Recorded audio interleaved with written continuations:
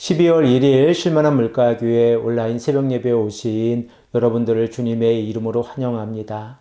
오늘 우리들은 이사야서 59장 9절에서 11절의 말씀을 근거해서 우리들의 죄의 모습을 바라보자 라는 제목을 가지고 함께 하나님의 말씀을 생각해 보겠습니다. 벌써 12월 첫날이 밝아왔습니다. 그리고 돌아오는 주일에는 대강절 첫 번째 주일로 우리가 예배를 드리게 되었습니다. 우리가 12월 한 달을 보내면서 예수님께서 이 땅에 오신 목적이 무엇인가를 깊이 묵상하면서 예수님의 오심을 기다리는 귀하고 복된 성도님들이 되시기를 간절히 축복합니다. 하나님의 말씀을 생각해 보겠습니다.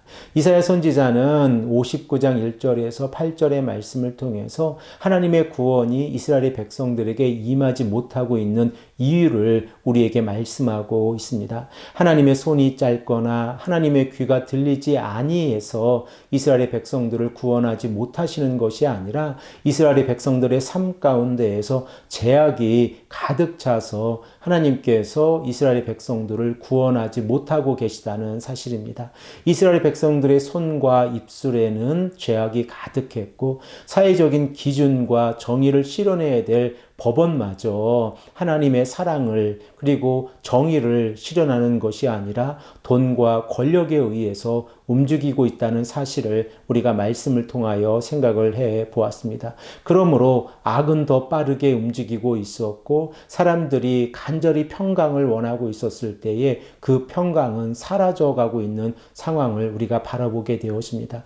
이러한 상황 가운데에서 59장 9절에서 15절 상반절의 말씀을 보면 이스라엘의 백성들이 자신들의 모습을 바라보고 탄식하면서 회개하는 모습이 기록되어져 있습니다. 9절에서 11절의 말씀에서는 이스라엘 백성들이 자신들의 모습을 바라보면서 탄식하는 내용이 기록되어져 있고 12절에서 15절 상반절의 말씀을 보면 자신들의 죄의 고백을 하고 있는 모습입니다. 그러면 9절의 말씀을 통하여 이스라엘 백성들은 무엇을 바라보고 있습니까? 하나님의 정의와 공의가 사라진 이유가 바로 자신들 때문이라는 고백을 하고 있습니다. 우리 다 함께 9절의 말씀을 읽겠습니다.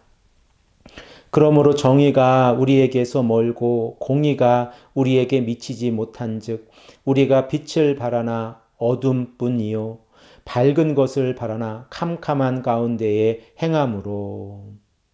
이사야 선지자는 자신의 이 선지서 가운데에서 정의와 공의의 개념을 두 가지의 개념을 가지고 설명을 하고 있습니다. 먼저 1장에서 39장의 말씀 가운데에서는 도덕성이 강조되어져 있는 하나님의 정의와 공의를 말하고 있다고 하면 40장에서 55장의 말씀에서 하나님의 정의와 공의는 구원과 연결이 되어져 있습니다. 그리고 56장에서 마지막까지는 이 하나님의 정의와 공의라고 하는 것이 도덕성과 구원과 연결이 되어져 있다는 사실을 우리가 먼저 생각해 보기를 원합니다. 자, 그러면 오늘 본문 말씀에서 이스라엘의 백성들이 하나님의 정의와 공의를 바라보았을 때에 그 공의와 정의가 사라졌다는 것을 깨닫게 되었습니다. 그리고 자신들의 모습이 하나님 앞에서 의롭게 살아가지 못하고 있다는 사실 또한 깨닫게 되었습니다. 그러므로 그들은 빛 가운데 거하고 있었지만 어두움 가운데서 살아가고 있었고 밝음 가운데에서 살아가고 싶었지만 암흑 속에서 살아가고 있다는 사실을 탄식하고 있습니다. 본문 10절의 말씀을 보면 이스라엘의 백성들이 자신들의 모습을 시각장애인의 모습으로 비유하면서 고백을 하고 있습니다. 우리 다 함께 10절의 말씀을 읽겠습니다. 우리가 맹인같이 담을 더듬으며 눈 없는 자같이 두루 더듬으며 낮에도 황혼 때와 같이 넘어지니 우리는 강장한 자 중에서도 죽은 자 같으니라. 우리들은 이 말씀을 읽으면서 이사야 선지자가 소명을 받는 6장 10절의 말씀과 메시아의 통치를 통하여 눈먼 자가 눈을 뜨는 모습을 함께 생각을 해 볼 수 있습니다. 이사야서 6장의 말씀 가운데에서 이사야 선지자가 하나님의 성전에서 소명을 받았을 때 그가 가지고 있는 소명의 메시지는 사람들의 눈을 감게 하라 라고 하는 메시지입니다. 그리고 메시아의 사역을 통하여 이 시각장애인들이 눈을 뜨게 되는 모습을 우리들은 35장과 42장의 말씀을 통하여 생각을 해 보았습니다. 이 시간에 35장 5절의 말씀을 다시 한번 읽겠습니다. 그때에 맹인의 눈이 밝을 것이며 못 듣는 사람의 귀가 열릴 것이며.